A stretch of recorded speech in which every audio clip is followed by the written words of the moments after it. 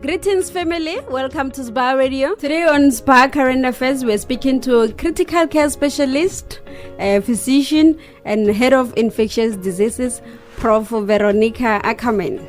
Welcome ma'am, how are you today?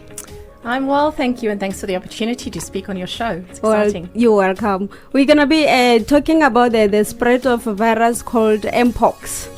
She'll be shedding more light on how it is contracted.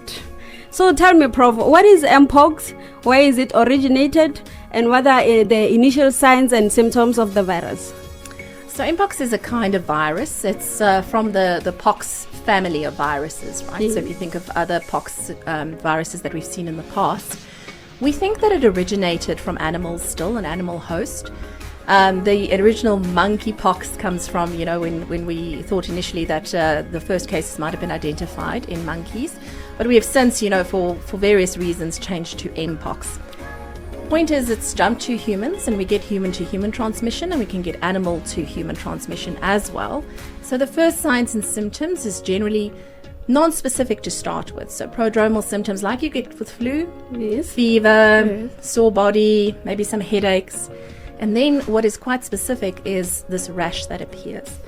Now the rash goes through various stages. So they can be like little blisters. They can be blisters that look like they're filled with pus, and they can even make scales. Yes.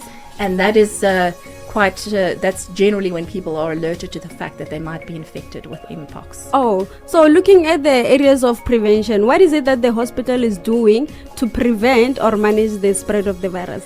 So I think we learned from our previous pandemic that our best tools are education and teamwork. And that's what we've kind of utilized in this case again. Yes. So we've had 2 major training sessions, and we've set up our SOP. We've engaged with all stakeholders in the hospital so that when we have patients, we can identify and isolate them quickly, make sure we expedite samples to the NICD so that we can test, that the right experts are involved with these patients, and that we keep everybody safe, including our staff.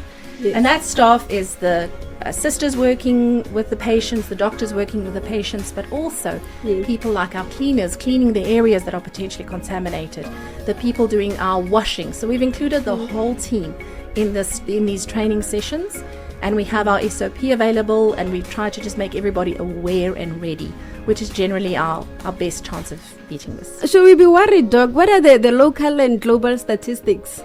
So there's a lot of variation if you look. So in South Africa, we haven't had that many cases. What is a little bit concerning is we saw some cases in 2022, then 2023 went quiet, and now in 2024 we have seen cases, and we've seen 7 in Gauteng, and there have also been 2 deaths. So if you look compared, for instance, people always say, how does this compare to COVID-19? Only about 6% of patients needed to be admitted in the big UK cohort that is published. So we don't expect it severe disease in most people. For most people, we think this is going to be a self-limiting disease. However, it is contagious, and that's the risk. That's the public health risk, and that is why we need to educate each other and the public around how to prevent spread. So Doc, what are your final words to the people who are watching us or listening us from home? The best thing you can do is educate yourself.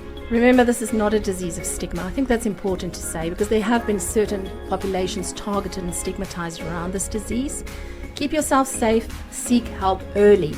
If we get in early, we can help people isolate, we can educate them on how not to spread this to others around them, then we can contain this outbreak.